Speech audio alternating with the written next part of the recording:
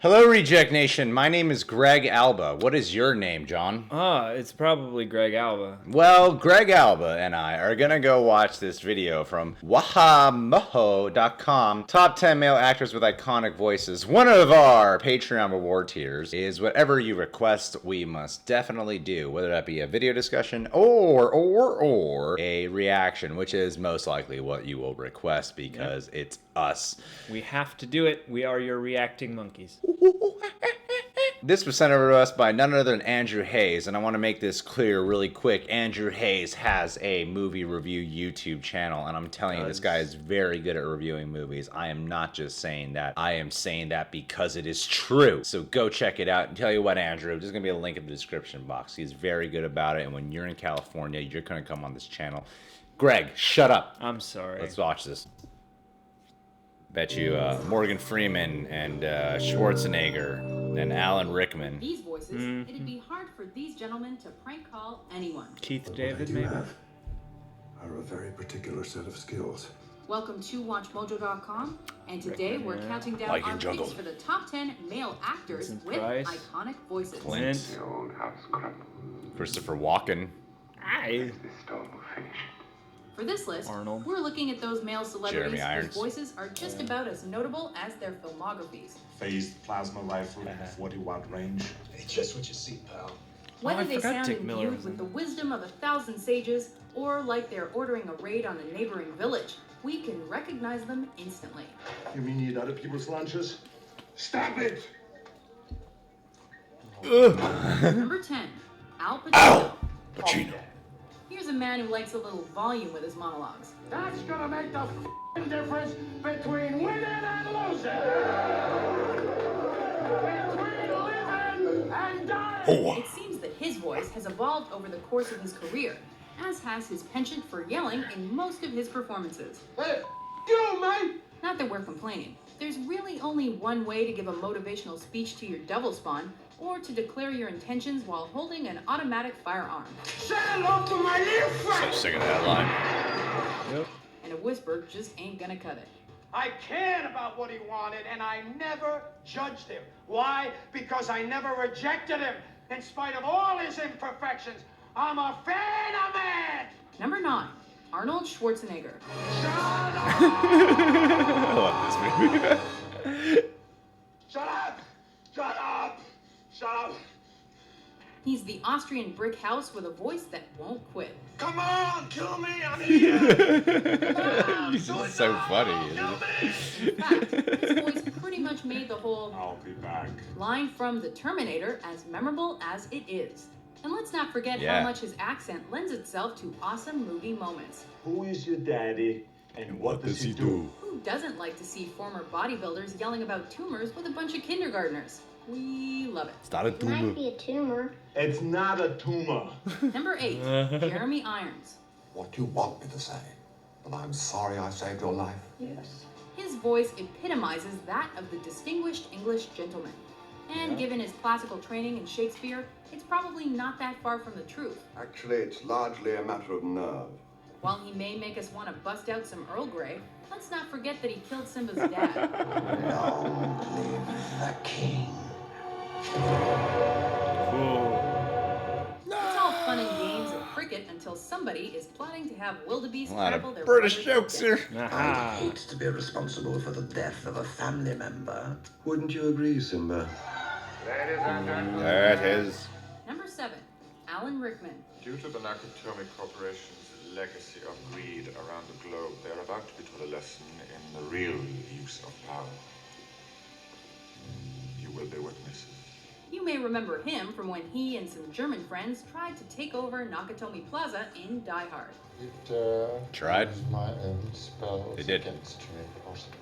Or maybe from when he kind of wanted to kill Harry Potter, but not really. I can't help you if you don't even know who you are, stupid girl.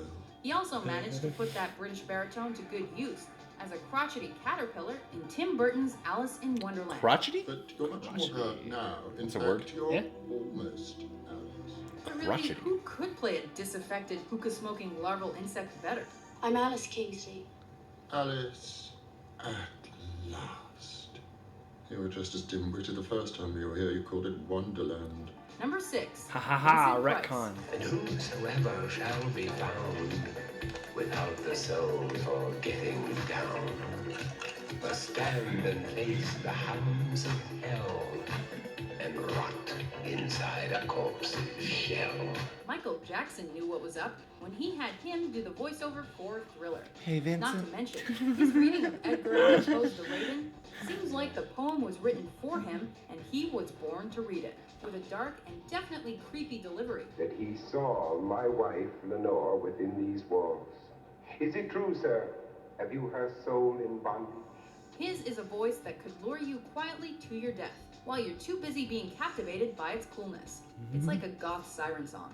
And though you fight to stay alive, your body starts to shiver. For no mere mortal can resist the evil of the Yeah, that Thriller's music video is pretty terrifying.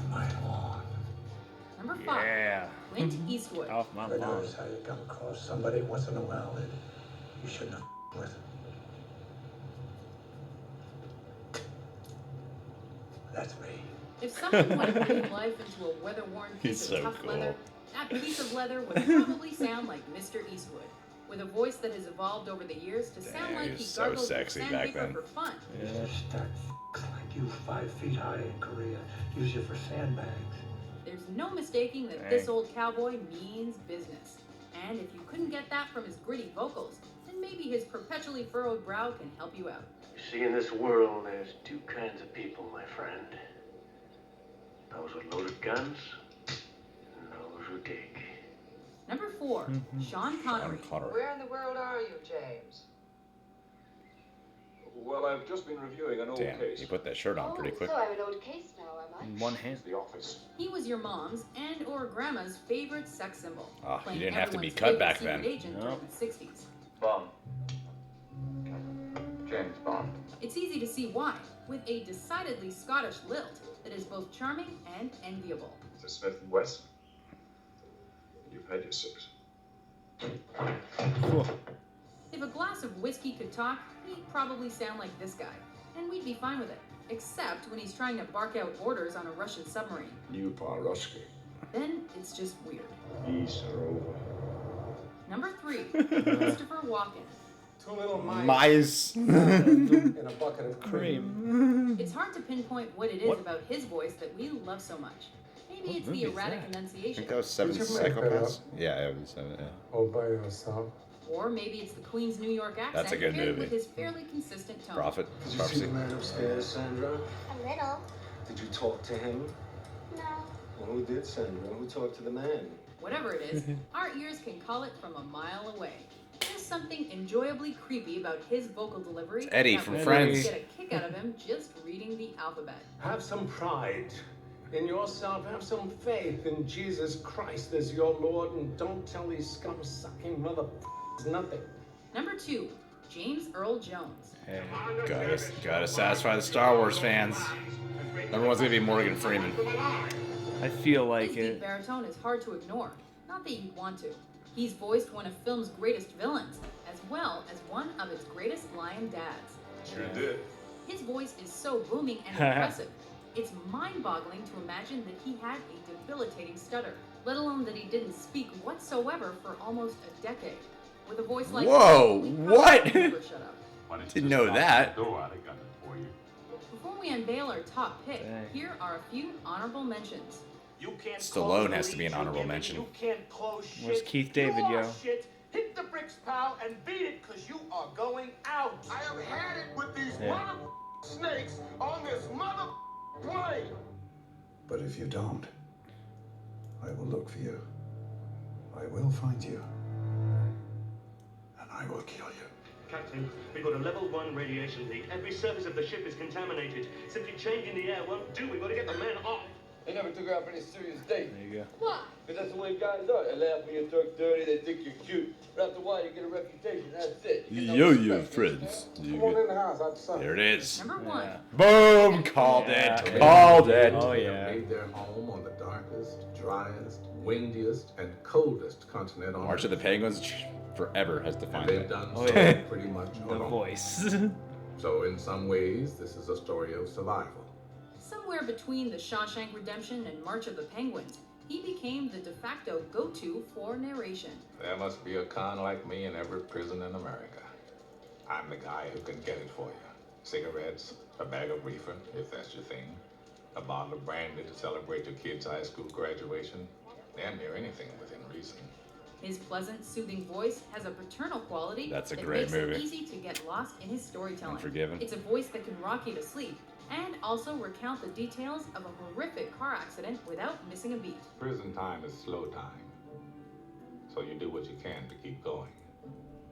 Some fellas collect stamps. Others build matchstick houses. Andy built a library. It's a quality that's hard to find in most people, let alone most actors. But it's more than that, really. This is a story about love. Do you agree with our list? What male actor do you think has the most iconic voice? Tom Who Waits. go around the country killing people, who go around the country killing people. Like serial I killers. think Jeff Bridges. For more interesting top 10s published every day, be sure to The subscribe man to with the Watch kingman and the hell of the high water. RPD. I aim to kill you.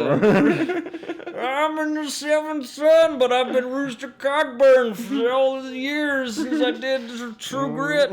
I feel like Keanu Reeves can be on there. Keanu Reeves could be on there. I think Keith David should have been in the honorable mentions, to be honest. I mean, Keith David has such a unique voice and has done so much voiceover work that, you know, over the years he used to be like the voice of the Army and the VMW commercials and stuff. There's surprisingly a lot of famous actors out there who don't really have iconic voices. Gilbert Gottfried, man, where was he? To be fair, that is a very unique, frequently referenced. It's funny how like Brad Pitt and Tom Cruise don't really have voices that if you heard them you'd be like, that's definitely them. Yeah. You know, like you can pick up on it. It's not as easily identifiable, but yet they're like superstars. Mark Wahlberg. Yeah, Mark Wahlberg's got a pretty distinct voice. Mark Wahlberg. So how do you mother for me? Part of what makes Mark Wahlberg's voice so distinct now is Andy Samberg's impression. Yeah. Because when he started doing that, it really like tapped into the, oh, that's what it is. Al Pacino. De Niro? Oh yeah. De Niro's got a pretty Like to be in the Devil's Advocate. A couple years ago, I went to New York City. Oh. I had never been to a Broadway play in my life. I find out Pacino starring in a Broadway play, one of my all-time faves. So I said, you know what? That's how I'm gonna introduce myself to Broadway. Spent a shit ton of money on these tickets. I go there. I was on the bottom floor and I was to the far left, and apparently Broadway seats are so tiny. There's this like 300 or 400 pound guy who's half of his body was leaning over on the other side of my armrest, like here. So he was like invading my chair, like a lot. It wasn't like annoying little like, oh, get your arm out of the way. It was like his body is literally here. That's a what do you do situation. And then he falls asleep and starts snoring because this play is freaking boring. This Pacino's just yelling nonsense the entire time, and I left halfway through. Oh boy, I'm sorry you had that experience. It was not an enjoyable experience. I haven't been back to Broadway since. Sound like a very enjoyable experience. Pacino's so funny, you know. He used to be like, Dog Day Afternoon, Sal. What are you doing, Sal? Now he's like, Batman.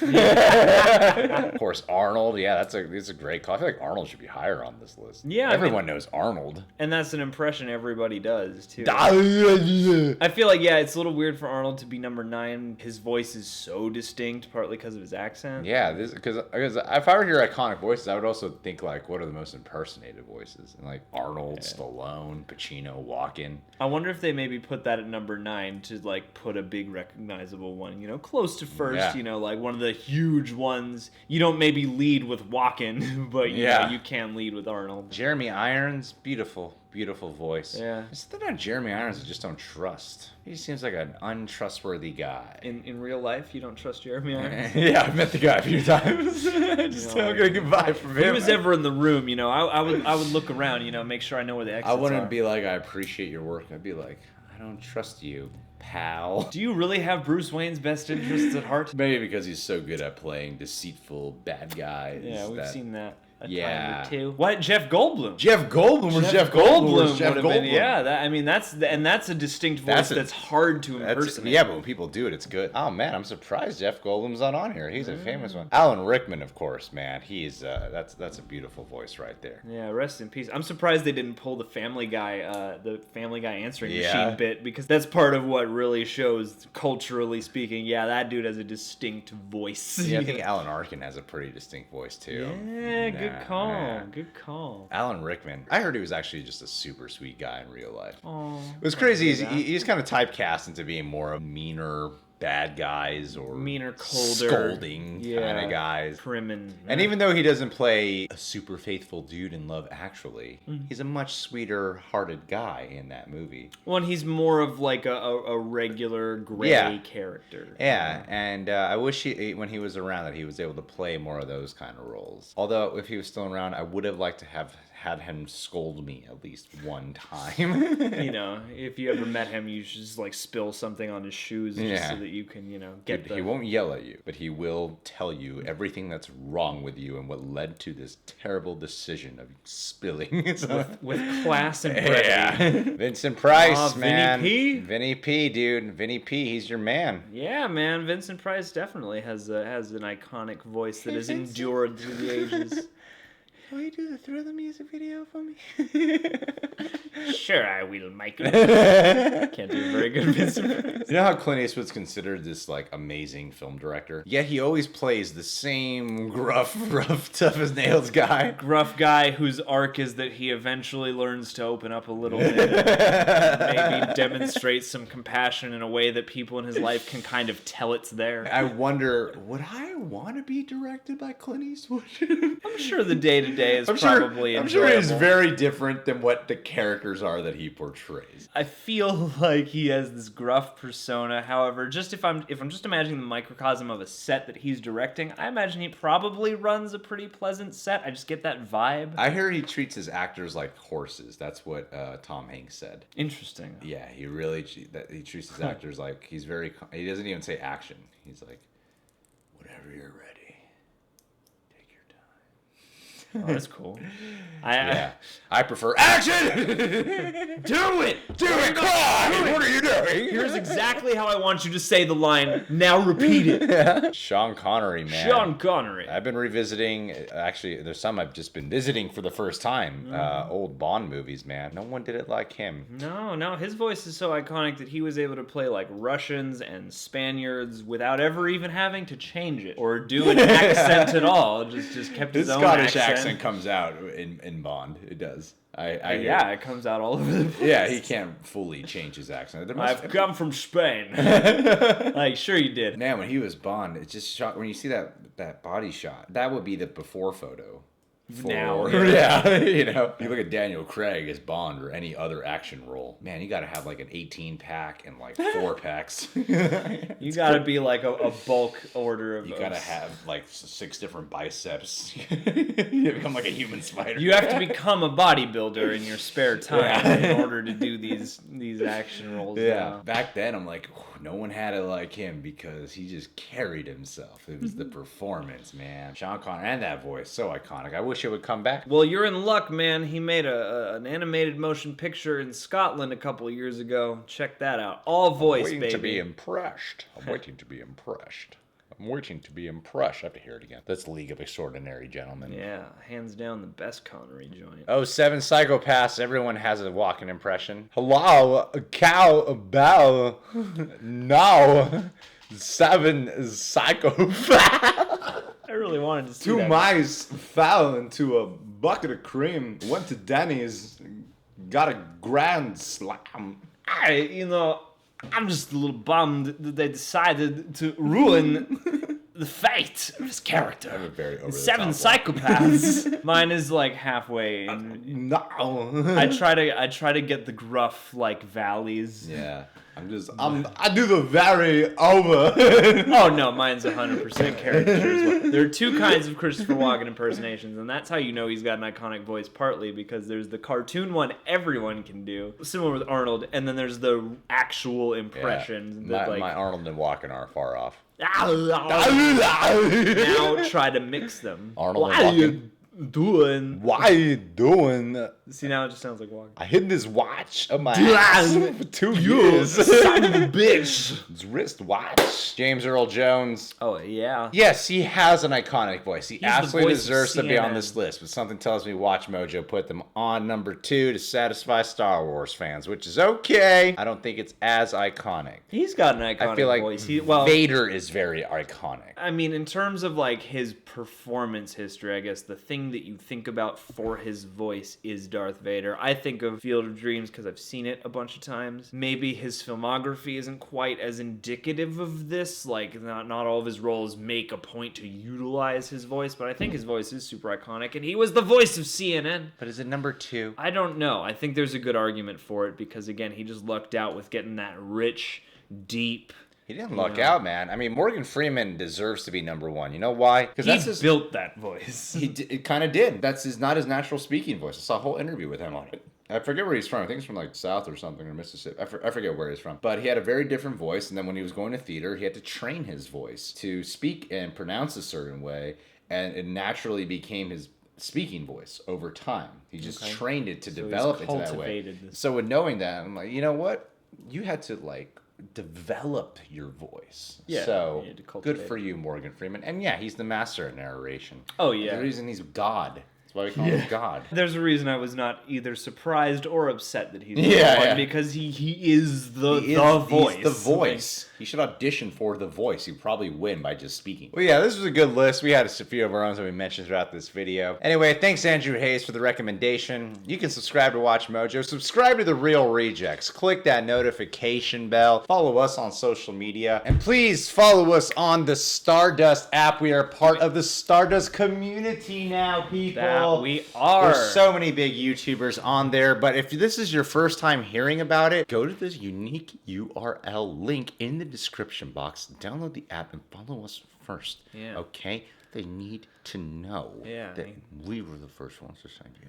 And send us your Thor Ragnarok reactions. Tag us and tag Stardust. Oh, yeah, okay. It's 30-second reactions for any film, TV show, or trailer, by the way. I'm not going to review every episode of The Flash, but I will give you my instant thoughts on every episode over there. See how that works? Isn't that funny? Isn't that...